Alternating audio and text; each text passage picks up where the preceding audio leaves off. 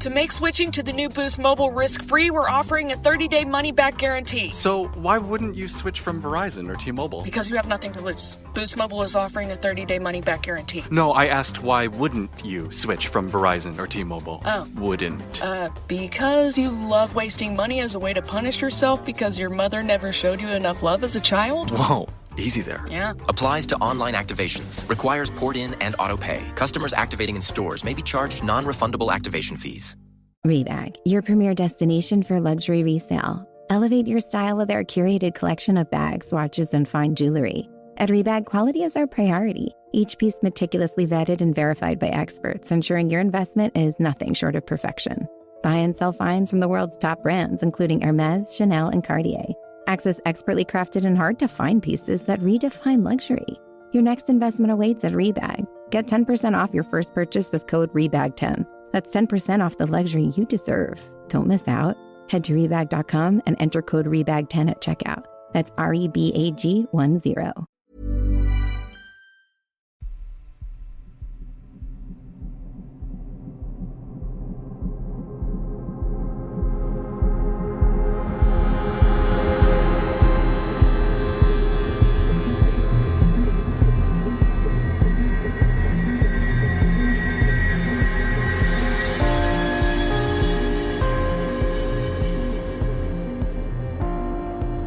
Hello and welcome to day number 16 of 31 Days of Terror 2024, and I have 3 spooky stories for you today, and the last story comes from the 8th of September 2024, and story number 1 comes from Katie. This is the first one that I can recall, although I have a distinct feeling that there are more. I just can't recall them without some kind of hypnosis assistance or something like that to access the deep memories buried in my subconscious. I was a senior in high school, so 2000-2001. My family was renting a house in a well-populated, woody golf course neighbourhood.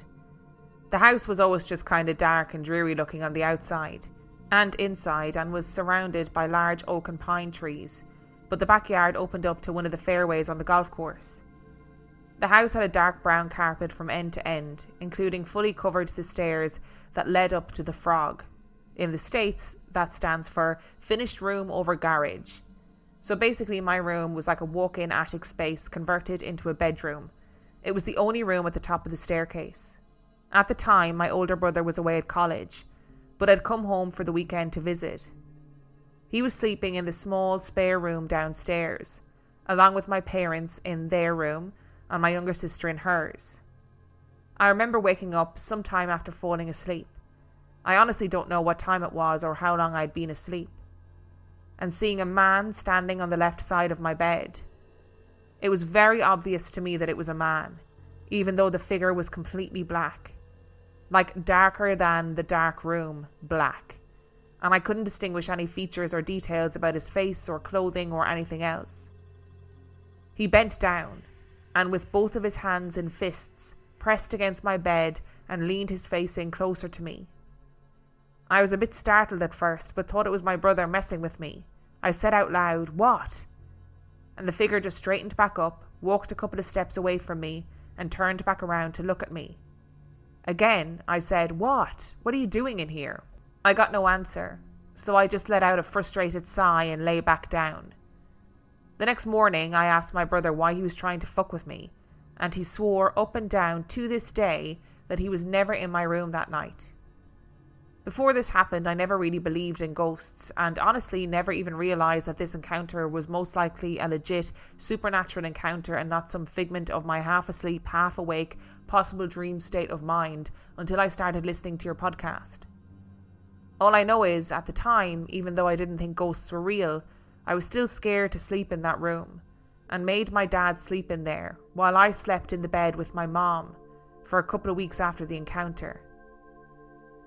I moved off to college shortly after, and my parents moved from that place, so I never had any other issues there. The second paranormal encounter that I can recall at the moment was shortly after I bought my own house for the first time, as a single mom with 2 kids. I loved this little house from the minute I walked into it, but I can't deny having some kind of feelings I wasn't really sure what to make of at the time, when I would walk through the house. Not bad feelings, just something strange, almost unsettled feeling, for lack of a better word. Fast forward about 6 months. I'm having to do some extra volunteer hours serving as a nurse in the medical tent for a local annual marathon. With those kinds of things, you usually get assigned to a station with 1 or 2 other nurses, doctors, etc. to run your area. The girl I was assigned with was someone I had never met before, but she was super nice and super chatty. We got to talking and she asked where I lived. I told her where and about recently buying my first house by myself and being all proud, blah blah blah, and she was like, "Oh yeah? My husband does a lot of work in that area. He works for so-and-so Heating and Air." And I was like, "No way. The owner of that company is who I bought my house from." Thinking this is such a crazy small world. Nope. She deadpan looks at me and smiles and says, "Oh, so you bought the house where the guy blew his brains out in the living room?" And I was like, "Wait, what did you say?" But legit, I already knew that before she ever told me anything about it. I felt the anguish, the pain. After a few months, I had finally gotten the chance to ask a neighbour, and sure enough, a 21-year-old boy shot and killed himself in the living room of that house, 5 to 6 years before we moved in. I always heard what sounded like footsteps creaking down the hall or other random noises. But it was an old house and I just chalked it up to the house's settling pains. Then one evening my girls and I were sitting at the kitchen table, a long white farmhouse table. My youngest was at the head of the table, I was sitting on her left side and my eldest was on her right side directly across from me. We were eating subs and had 2 small bags of chips sitting in the middle of the table, where either of them would have had to reach out a whole arm's length to be able to touch the bags. I was taking a bite of my sub when all of a sudden one of the bags of chips jumped up off the table about 3 to 4 inches, did a complete 180-degree turn and landed back down on the table, all in one quick motion. All 3 of us just froze and stared at each other. I tried to laugh it off because I didn't want them to get freaked out. But nothing and no one at that table could have made that happen without me being able to see their arms move. So I know neither of them did it. And I know 100% that I didn't do it. So naturally, when my kids started looking a little frightened, I lied and told them it was me playing a prank on them. It wasn't. It definitely wasn't me, and I cannot explain it any other way other than it being something paranormal. I never had a bad feeling there, just felt bad when I got married and had to sell the place. I didn't want to leave him alone, as in not having anyone who feels or knows of his lingering presence. And again, in that first story, we have another shadow figure fucking towering over young girls while they're sleeping. Like, give it a rest. Although I will say, Katie, I did not know what a frog was. Finished room over garage. Never knew that. Have never heard that before. How interesting. And of course you're going to assume that shadow figure of a man or whatever is your brother when you're in the middle of the night and you wake up and you're like, what are you doing in my room? Like, get out, you freak. And realising that it wasn't your brother would be absolutely terrifying. Again, I'm calling out shadow figures. I'm doing it publicly on the podcast. Leave sleeping little girls alone. You know? I know you weren't a little girl. I know you were a teenager, but still. Leave them alone. Leave sleeping women, teenagers, little girls, leave them alone. Just stop towering over them and watching them while they sleep. It's weird. And if I was talking to somebody and I had just bought a house and I was saying, you know, this is my new house, I'm really proud of it, this is my house that I've bought by myself, living with my kids, blah blah blah, and she was like, oh, so you bought the house where a guy blew his brains out in the living room? I'd be like, oh, so you thought that makeup was a good choice today, did you? I would never be that mean in real life. But there's no need. There is no need. Like, when I bought this house and the woman told me that there was a skull found underneath my house and loads of other stuff, that was in the context of a conversation about the archaeological dig that happened on the site that my house is built on, right? So it wasn't completely out of context. She wasn't like, haha, there was a head found underneath your house. Boo you. It's definitely haunted. I just would be like, don't say that like it's a gotcha moment. I'm glad you already knew and that it wasn't a big shock to you. And actually in this instance, I can understand your sadness about leaving him alone. This poor young man was obviously really, really suffering. And who knows, maybe it was nice for his spirit, his energy, to have somebody in the house that recognised him being there. How cool is that part of the story though, with the bag of chips in the middle of the table rising up off the table and turning around? That's pretty crazy. And you were all sitting there looking at it happen. And I was genuinely trying to think of a logical explanation for that. And if the bag had just, stayed not floated into the air, If it had just spun 180, you'd be like, oh, maybe it was like a strong breeze because obviously chips are really light, blah, blah, blah, blah. Maybe that was it. But to rise in the air and then spin around enough that you have to tell the kids, haha, that was just a big joke that I was playing on you. Like, that's pretty compelling stuff, right? To make switching to the new Boost Mobile risk-free, we're offering a 30-day money-back guarantee. So why wouldn't you switch from Verizon or T-Mobile? Because you have nothing to lose. Boost Mobile is offering a 30-day money-back guarantee. No, I asked why wouldn't you switch from Verizon or T-Mobile? Oh. Wouldn't. Because you love wasting money as a way to punish yourself because your mother never showed you enough love as a child? Whoa. Easy there. Yeah. Applies to online activations. Requires port in and auto pay. Customers activating in stores may be charged non-refundable activation fees. This Halloween, ghoul all out with Instacart. Whether you're hunting for the perfect costume, eyeing that giant bag of candy, or casting spells with eerie decor, we've got it all in one place. Download the Instacart app and get delivery in as fast as 30 minutes. Plus, enjoy $0 delivery fees on your first 3 orders. Offer valid for a limited time, minimum $10 per order, service fees, other fees, and additional terms apply. Instacart, bringing the store to your door this Halloween. Hey, true crime fans. Tired of ads interrupting your gripping investigations? Good news. With Amazon Music, you have access to the largest catalog of ad-free top podcasts included with your Prime membership. After all, ads shouldn't be the scariest thing about true crime. To start listening, download the Amazon Music app for free or go to amazon.com/ad-free true crime. That's amazon.com/ad-free true crime to catch up on the latest episodes without the ads. Since 2013, Bombas has donated over 100 million socks, underwear, and T-shirts to those facing homelessness. If we counted those on air, this ad would last over 1,157 days. But if we counted the time it takes to make a donation possible, it would take just a few clicks. Because every time you make a purchase, Bombas donates an item to someone who needs it.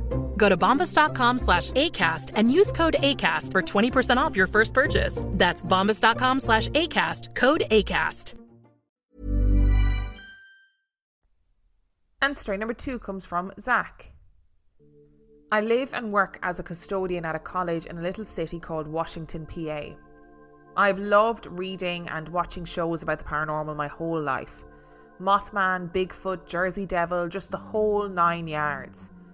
I never thought I'd get to see something paranormal. This was back in December of 2018. It was a picture-perfect Christmas. Everyone in town had their houses decked out for the holidays and fresh snow was on the ground. It was getting to be about Christmas time and all the students were going home. It was the night before Christmas and I had just gotten done with work for the night. So there I am in my car about to go to the 24-hour gym I'm a part of before I go home and get some last-minute gifts wrapped for my family. I figured I'd get a quick game or 2 of Clash Royale before I go to the gym. I was just sitting there with the seat down, minding my own business, playing Clash Royale on my phone. Out of the corner of my eye, I see this couple and 3 kids coming down the side street by one of the college's parking lots. The man was a tall, broad-shouldered and very muscular man with shaggy black hair, wearing an Under Armour hoodie and skinny jeans. The woman was a slim woman of average height with ginger hair. She was wearing a white hooded zippered sweatshirt and some baggy blue sweatpants. As for the 3 kids, they were bundled up in big puffy winter coats, so I couldn't make out any features like hair. There were 2 boys and a girl. I couldn't make out any eye colour of anyone as they were all wearing those sunglasses you wear for when it gets real cold out in winter. What distracted me, away from my game of Clash Royale, was these kids asking if they could do it over and over again. The woman looked around, didn't see anyone, probably couldn't see me laid back like I was, so she nodded her head yes. To my surprise, these 3 kids then took off into the air like something out of Dragon Ball Z. They were doing swimming moves you'd see in a pool, and the girl was doing backflips and cartwheels as the man and woman watched them. This startled me something fierce, as I yanked that car seat handle and sat right up in my seat. And then I started to get out of my car to get a better look. I hadn't even thought of turning on my phone camera. I was so filled with awe. I was just at a complete loss for words. I was so awestruck. Now, it was at this moment both man and the woman noticed me get out of my car. Now, this sent them all into panic mode. I could see the woman cursing under her breath. I couldn't even blurt out a word before they all took off like rockets into the night sky. Sorry? Excuse me? Oh, please tell me superheroes are real. Like, do you know what this reminds me of, right? So years ago, I remember like when I was in uni maybe, and I would be like in bed, probably hungover, watching random paranormal videos, you know, the most spookiest things ever caught on camera, those kind of videos. Do you guys remember there was a video that was allegedly taken in like maybe Russia or somewhere? And it's basically this snowy woodland, right? And this guy is filming and he's all like breathless and like, what the fuck? And he sort of sneaks behind or sneaks around this tree. I'm trying to picture it in my head and describe it accurately. And there is another person in a clearing, like a parent, and their child is floating in the air about like 5 or 6 feet above them. And they've got their hands up like waiting for the child to come down, right? And then the person notices the man and like calls the child back down, and the child comes down, and then they like run off. I'm going to leave the link to this video in the description of this episode because I just paused the recording and went and looked it up. And I typed in initially child flying in snow, and I just got lots of videos of children absolutely careening through snow and not having a good time. So that was not what I was looking for. But in this video, the guy's out walking his dog, and the video's from like 12, 13 years ago, you know, and it's filmed on a really dodgy, like old video camera on a phone. So you know, I watched it back and I was like, that is an interesting video. And actually, Zach, it might be worthwhile you watching it as well. So what we're establishing here is that these kids are like, can we, because there's nobody around, etc., etc. And the parents are like, go on, fuck it, yeah. Go on, you can fly for a minute, but don't let anybody see you. And then they're zooming around in the air, and then they all zoom off into the air, rocketing off. Like I said a couple of weeks ago, I got very into The Boys, the TV show. So I'm here for it. If superheroes are real, I'm here for it. Zach, I don't know what you saw. Maybe watch that video that I linked in the description of this episode. Please, for the love of God, I hope this prompts an avalanche of people going, I've seen something like this too, but I've always been too afraid to talk about it. Love wild stories like that. And story number 3 comes from Jan. I've just listened to your story about the bath game, and it reminded me of the vulnerability of being stuck in a small space, soaking wet and my hair laden with conditioner. Going back about 15 years, my eldest daughter, who was in senior cycle in secondary school, had a day off, while my 2 younger kids were at school and my husband was at work. She had finished in the bathroom and I was in the shower, as mentioned, with my hair covered in conditioner. The next thing I hear her scream from her bedroom. I grab my towel and run to see what's the matter. She had just experienced a large, bright orb appear and then disappear in her bedroom, and it really shook her. I calmed her down, opened the windows and did a cleansing ritual, and she hurried off to meet her friends, leaving me alone, to go back in the shower and rinse off the conditioner. It was the closest I'll ever come to feeling how the character, played by my namesake, Janet Leigh, in Psycho must have felt. I got ready quickly and went downstairs, telling myself not to be silly, when I heard a crash and my cat shot downstairs. Now, he could have knocked it, but I don't see why or how. But a long rectangular wooden picture that we'd had hanging on the landing for years had fallen straight off the wall. It had a deep hole in the back, so it could be hung, and it had been hanging from an upturned nail which was still firmly set in the wall on which the other side was my daughter's bedroom. It wasn't the first or last orb we had seen in our home. I'd love to explain it as house lightning, but this was a bright sunny May day. Any explanations gratefully received. It's so funny that you mention house lightning, or I assume you also mean ball lightning. And in episode number 14, I think, Tim and I talked about ball lightning and the fact that there seems to be historical evidence to suggest that ball lightning really does exist. And if it was just the orb in the bedroom, I would say, oh, this sounds like ball lightning. How exciting. We've just been talking about that.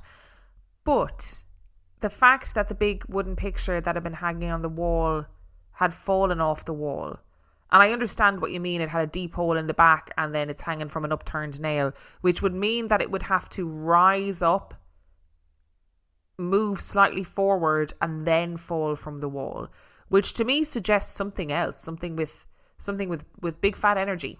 And I know when we talked about ball lightning, we also talked about the fact that it can cause really strange things to happen. Like it can cause, weird and seemingly anomalous damage and injuries to people. But to cause a picture to levitate upwards, forwards and then fall off the wall seems a bit of a stretch. But also maybe it was something to do with your teenage daughter. Teenage girls, as we know, have big energy, big poltergeist energy. And oftentimes they don't even realise it. So maybe it was something to do with your daughter and her energy feeding whatever this was in the house by, reacting to this orb, or maybe she had something going on and it was feeding the energy of this orb, and then it culminated in this very physical manifestation of the wooden frame falling from the wall. Oh, that almost made me sound like I know what I'm talking about. Thank you so much for listening to today's episode. That was day number 16 of 31 Days of Terror. We are absolutely powering through them. Thank you to Katie, Zack and Jan for sending in your stories. Remember, the last story comes from the 8th of September 2024. And if you'd like to send in your story, you can do so by emailing it to reallifeghoststoriespodcast@gmail.com. You can also check out the website reallifeghoststoriespodcast.com. And if you are desperate for some extra content, you can subscribe to the Patreon. That is patreon.com/reallifeghoststories, where for $5 a month or $2 a month, you get access to heaps of extra content, as well as every single main and mini episode completely ad-free. And on that note, I shall see you next time. To make switching to the new Boost Mobile risk-free, we're offering a 30-day money-back guarantee. So why wouldn't you switch from Verizon or T-Mobile? Because you have nothing to lose. Boost Mobile is offering a 30-day money-back guarantee. No, I asked why wouldn't you switch from Verizon or T-Mobile? Oh. Wouldn't. Because you love wasting money as a way to punish yourself because your mother never showed you enough love as a child? Whoa. Easy there. Yeah. Applies to online activations. Requires port in and auto pay. Customers activating in stores may be charged non-refundable activation fees.